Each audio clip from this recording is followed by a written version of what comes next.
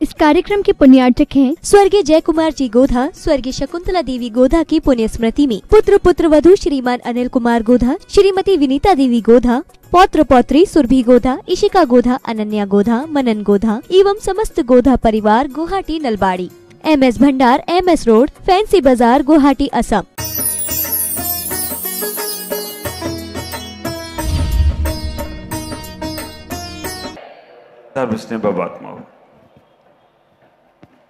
गर्व कल्याण की क्रियाएं और चर्याएं, चर्चाएं और अर्चाएं हम सब कर रहे हैं। गर्व से जीने की कला सीख रहे हैं हम सब। आप विचार करो, गर्व से कैसे जिया जाता है, ये तीर्थंकर की पूजाएं हमें बताया करती हैं। तीर्थंकर की भक्ति हमें बताया करती है कि गर्व से कैसे जीना। गर्व से कहो हम जैन हैं, क्योंकि एक दो व्यवस्थाएं जो हमारे जैन आगम में आई हैं, वो व्यवस्थाएं कहीं कहीं नहीं मिलने वाली। दो व्यवस्थाएं जो हमारे जैन आगम में हमारे आचार्यों ने, हमारे ज्ञानी मनीषियों ने, हमारे तीर्थंकरों ने कही हैं। पहली व्यवस्था गर्भ कल्याणक की और दूसरी व्यवस्था मोक्ष कल्याणक की। आप विचार करो, हर धर्म में जन्म महोत्सव तो मनाया जाएगा, हर महोत्सव, हर धर्म में राज अभिषेक भी होगा, लेकिन गर्व का पता ही नहीं चलता है कि कब भगवान गर्भ में आए और कब भगवान मोक्ष चले गए। ये दोनों व्यवस्थाएं हमारे जैन आगम में हैं कि जहां गर्भ की व्यवस्था भी है और जहां निर्वाण की व्यवस्था भी है। गर्भ में आते हैं भगवान। वैसे तो कभी सम्मान से आप लोगों के महिलाएं जब गर्भवती हो जाएं तो उन्हें बताने में शर्म आती है। कैसे बताऊं, क्यों शर्म आती है? आप विचार करके रखना, सामान से कोई बहू अगर गर्भवती हो जाती है तो बताने में शर्म आती है, लेकिन वो जब उसके लक्षण दिखने लगते हैं तो फिर वो बात जग जाहिर हो जाती है। हमारे तीर्थंकर भगवान के गर्भ में आने से पहले उन्हें मां को शर्म नहीं आई।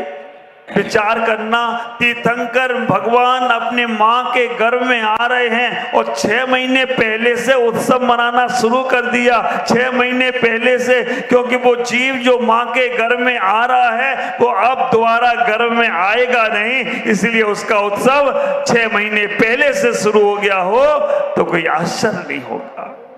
दूसरा और एक कारण है, वो जीव जो मां के गर्भ में आ रहा है, 6 महीने पहले से ही उत्सव क्यों मनाया गया? क्योंकि स्वर्ग में से वो जीव आ रहा है। स्वर्ग में जो जीव रहते हैं उनके गले में जो माला रहती है वो 6 महीने पहले से मुरझाने लगे। 6 महीने के पहले से। 2 प्रकार के जीव हैं स्वर्ग में। आप विचार करके रखना, जब स्वर्गों में देवों के पास 2 प्रकार के देव होते हैं और एक देव वो होते हैं जब उनका मरण का समय आता है ना, तो उनके आंखों में आंसू आते हैं।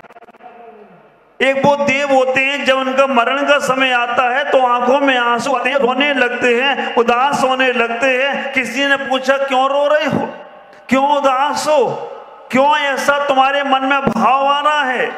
वो सोचते हैं कि ये वैभव मेरा छूट जाएगा, ये हमारी इतनी राजकुमारियां, इतनी देवियां छूट जाएंगी, ये स्वर्ग का वैभव छूट जाएगा, इसलिए अब पता नहीं कहां जाना पड़ेगा।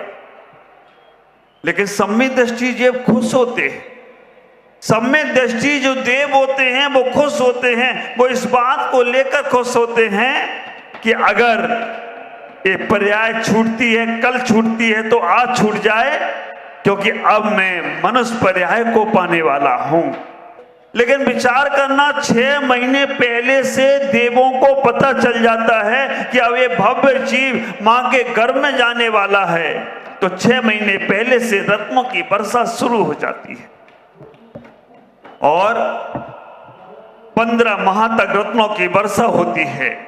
मैं आपसे कहना चाहता हूं, हमने गर्भ कल्याण शुरू किया, उसके पहले हमने ध्वजारोहण किया था। आप लोगों ने ध्यान किया? सब लोग फेर बोल रहे थे कि ध्वजा फेर नहीं रही, फेर नहीं रही। लेकिन आप बुद्ध दृष्टि से देख नहीं पाए। ध्वजा बहुत अच्छी फेरी और ध्वजा फेरकर उत्तर दिशा की ओर चली गई हो तो कोई आश्चर्य नहीं होगा। आप नहीं देख पाए, लेकिन हमने और पंडित जी महाराज साहब ने, पंडित जी ने देख लिया था कि ध्वजा फेर गई है और उत्तर की ओर चली गई। ख्याल करना, गर्भ कल्याणक, पंच कल्याणक के शुरू में ही ध्वजा क्यों फहरा दी हमने? क्यों फहरा दी?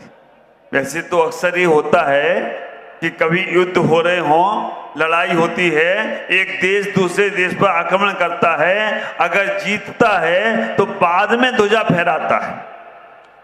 लेकिन हम लोगों ने क्या किया? पंच कल्याणक हुआ नहीं, उसके पहले ही ध्वजा फहरा दी। क्यों?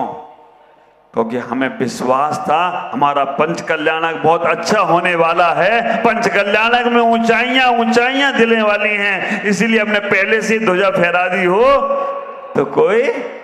अब विचार करके रखना, अगर वो साकार हो जाए, हमारे यहाँ आश्चर्य है ही नहीं, हमारे यहाँ अतिशय होते हैं।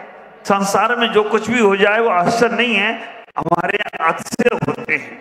भगवान घर में आए हैं, अतिशय की तैयारियां शुरू हो गई हैं, कल से अतिशय शुरू हो जाएंगे। जैसे ही जन्म होता है 10 अतिशय होते हैं। मैं आपसे कहना चाहता हूं, भगवान घर में आ गए और घर में आकर माता की शोधन क्रिया अष्टकुमारियां करने लगी। गर्भ कल्याणक में हम जो आए हैं भगवान, वो गर्भ से जीने की कला सिखाने वाले आए। हमें कभी नर्वस नहीं होना संसार में, क्योंकि संसार में आए हैं तो हमें कुछ करके जाना है। इतना ही विचार करो, इतना ही सोचने का प्रयास करना। जैनत्व का बोध कराने आए हैं वो भगवान। संसार में आते तो हैं, लेकिन जैनत्व का बोध कराकर जिनत्व की यात्रा कराने के लिए घर में आ गए। जैनत्व का बोध कराने के लिए माता संस्कारित होती है तो बेटा भी आचरणवान हो जाया करता है। ख्याल करना, माता संस्कारित हो तो बेटा भी आचरणवान हो जाया करता है। गर्भ कल्याणक केवल जैन धर्म में हम मनाने का प्रयास कर रहे हैं। मैं माताओं से कहना चाहता हूं, अंकुरारोपण का दिन है आज। आप अपने अंदर कैसे संस्कारों को जन्म देते हो, कैसे संस्कार देना चाहते हो, अपने बच्चों को कैसे संस्कारित बनाना चाहते हो। जब तुम्हारे घर में कोई जीव आए तो ख्याल करके रखना, बहुत सोच समझकर अपनी कोई क्रिया को करने का प्रयास करना। अगर तुम्हारे माध्यम से वो गर्भ के कल्याणक के समय, गर्भ के समय कोई क्रिया गलत हो गई, फिर बाद में ये नहीं कहना कि मेरा बच्चा बिगड़ गया, मेरा बच्चा अब मेरी बात नहीं मानता है। ख्याल करो, हमारे आचार्यों ने कह दिया, ज्ञानी मनीषियों ने कह दिया कि जब गर्भ में जीव आता है तब मदरसा जैसी मां बन जाना। मदालसा एक ऐसी मां थी जिसने अपने बच्चों को गर्भ में ऐसे संस्कार दिए, कहते हैं 6 बच्चों को उसने सन्यासी बना दिया। मदालसा जैसी मां बन जाना। अगर मदालसा जैसी मां बन गए तो हम घर में ही अपने बच्चों को संस्कारित करना प्रारंभ कर देंगे, और घर में ही बच्चों को संस्कार देना प्रारंभ कर दिए तो ख्याल करना, वो बच्चे तुम्हारे जीवन में तुम्हें गर्भ से जीना सिखा सकते हैं। गर्भ से जीने की कला सीखना है तो ये जैन धर्म सिखाया करता है। ख्याल करना, जब वो मां भगवान के पूजा उपासना में जाती है, गर्भ संस्कार की विधि कराती है, तो ख्याल करना वो बच्चा आकर इधर उधर नहीं घूमता है, वो बच्चा आकर धर्म के संस्कार को लेने का प्रयास करता है। मुझे लगता है यहाँ जितने इंद्र इंद्राणी और जितने लोग बैठे हैं, इनकी मां ने जरूर इनके घर में आने से पूजा पाठ की होगी, धर्म ध्यान किया होगा, अच्छे कार्य किए होंगे, तो आज वो सब यहाँ बैठे हुए हैं। और जिनकी माताओं ने नाश्ता किया होगा वो आस्था में लगी है वहां। विचार करके रखना, जिनकी माताओं ने घर में आने के बाद मंदिर छोड़कर वो भोजनशाला में चली गई होंगी। या कहीं नाटक नौटंकी में चली गई होंगी, तो विचार करना वो सब वही चले गए हैं। ऐसा गलती अब आप नहीं करना, नहीं तो जिनेंद्र की वाणी, भगवान की वाणी सुनने का मौका हर किसी को नहीं मिलता है। कितनी बड़ी व्यवस्थाएं, कितने बड़े पुण्य को हम लेकर चलने का प्रयास करते हैं।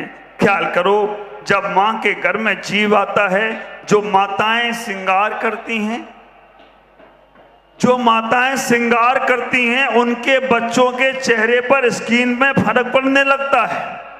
ख्याल, मां के घर में जीव आए और मां अगर काजल लगाती है, ऐसा हमारे आयुर्वेदिक ग्रंथों के अंदर लिखा गया है कि अगर वो काजल लगाती है तो बच्चों को आंखों का रोग होने लगता है। अगर मां अपने शरीर पर लिपस्टिक, चिपस्टिक, क्या क्या लगाती हो तुम्हें मालूम है, क्यों सुरेंद्र भाई? आप विचार करके लगना, स्किन प्रॉब्लम होने वाली है। आज सुबह सुबह स्वाध्याय चल रहा था सर्वार्थ सिद्धि का, मेरी एक माता जी ने पूछ लिया, महाराज वो मां के घर में जीव आता है, मां के घर में जीव आने के बाद कैसे उसके ऊपर संस्कार पड़ते हैं? कार्तिक अनपेक्षा में कार्तिक आचार्य ने बहुत अच्छा व्यवस्था बताई। मां के घर में जब जीव आता है, 7 दिन तक कलल रूप में रहता है, 7 दिन में मजूर ठोस रूप में, पिंड रूप में रहता है, 7 दिन में वो एक मांस का लोथरा बनता है, 7 दिन में उसके अंकुर फूटते हैं। 2 महीने के अंदर स्थान आते हैं, कौन सी जीव, कौन सा इंद्री, कहां कहां इंद्री होगी। एक व्यवस्था और मैंने पढ़ी थी, 2 महीने तक वो एक पिंड के रूप में रहता है, लेकिन मां के गर्भ से, नाल से जुड़ता कैसे है? जैसे बीज हम डालते हैं भूमि पर, वो बीज अलग ही रहता है, लेकिन जब वो बीज के अंकुर फूटते हैं तो नाल से जुड़ जाया करता है। कूर्मोन्नत्योनि में तीर्थंकर भगवान गर्भ में आते हैं। मैं आपसे कहना चाहता हूं कि गर्भ में जब आए वो जीव, तो हमें अपने जीवन में सादा सिंपल जीवन व्यतीत करना चाहिए। श्रृंगार के साथ व्यतीत ना करें। चटपटा भोजन करते हो, उसको भी 5-6 पर्याप्तियां उसकी तात्कालिक पूरी हो रही हैं, उसको भी तकलीफ होती होगी। मैं आपसे कहूंगा कि आप ऐसे पुण्य अवसर पर यहां पर बैठे हैं कि जिस वक्त भगवान का गर्भ कल्याणक होने वाला है, जिस वक्त भगवान गर्भ में आने वाले हैं, जिस वक्त भगवान तीर्थंकर आदि कुमार गर्भ में आने वाले हैं और आप उसका सौभाग्य लूटने वाले हो, ख्याल करना। वो माताओं से कहना चाहता हूं, अगर तुम्हारे गर्भ में कभी कोई जीव आए तो अब तुम भगवान की बातें करना, परमात्मा की चर्चा करना। अगर कामना, वासनाओं की, क्रोध, मान, माया की चर्चा करोगे तो कोई संस्कार उसके ऊपर आने वाले हैं। आपको लगेगा महाराज ऐसा कैसे हो सकता है? महाभारत का उदाहरण तुम्हें मालूम है। अभिमन्यु के ऊपर संस्कार गर्भ में ही पड़ गए। महाभारत का है, जैन आगम का उदाहरण नहीं है। महाभारत में सुभद्रा जब अर्जुन अपनी पत्नी सुभद्रा को सुना रहे थे, अभिमन्यु सुनते सुनते मां सो गई, और मां सो गई तो वो अब चक्रव्यूह में जाना तो उन्होंने सीख लिया। ये आपने सुना है, जैन आगम इसको नहीं मानता है, लेकिन फिर भी जैन आगम में एक उदाहरण आया है कि एक बच्चे ने सुन लिया धर्म परीक्षा ग्रंथ में, और 12 साल तक उसने जन्म ही नहीं लिया, क्योंकि 12 वर्ष का अकाल पड़ने वाला था। मैं आपसे कहना चाहूंगा, संस्कार जरूर अपने बच्चों को देने का प्रयास करो।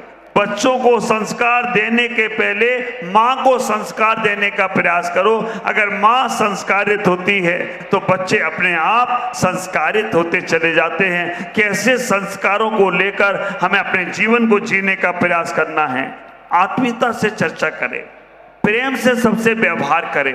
जितना अच्छा व्यवहार आप करेंगे उतना अच्छा आपका जीवन बनेगा, उतना अच्छा आपका मन बनेगा और उतना अच्छा आपका जीवन परिवार का अच्छा होता चला जाएगा। मैं आप सबसे कहूंगा, आज गर्व कल्याणक के दिन हमें गर्व से जीना है, तो आज से ही ये मन में विचार करना, हम अपने जीवन में कभी अनैतिक संबंध नहीं बनाएंगे, हम अपने जीवन में कभी गर्भपात की व्यवस्था नहीं बनाएंगे, हम अपने जीवन में कभी ऐसे कार्य नहीं करेंगे जिससे हमारे बच्चे पे गलत संस्कार पड़े।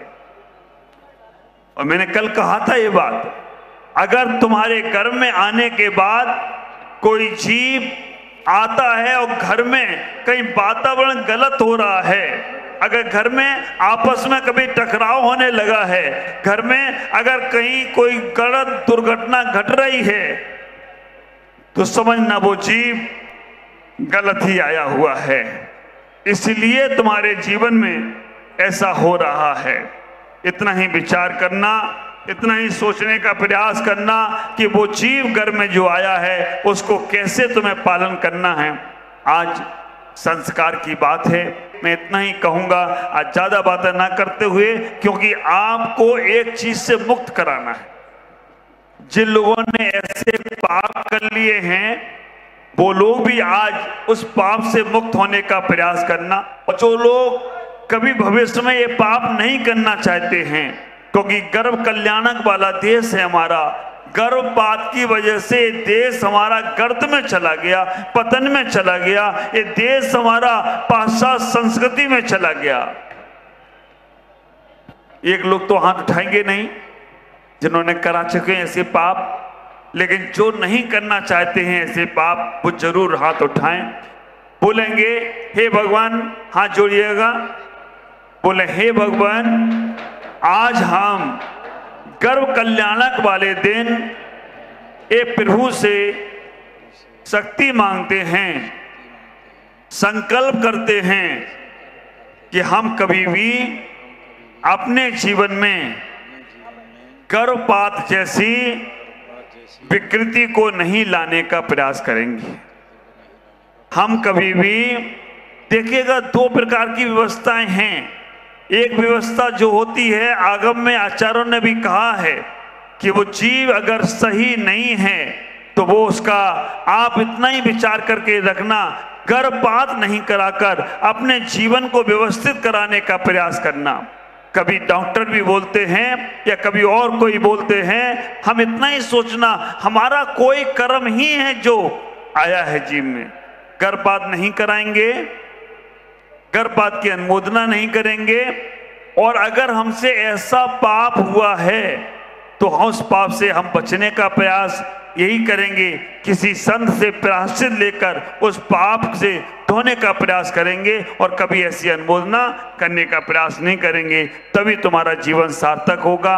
आज इतनी ही चर्चा करूंगा। ओम नमः, जय गुरुदेव।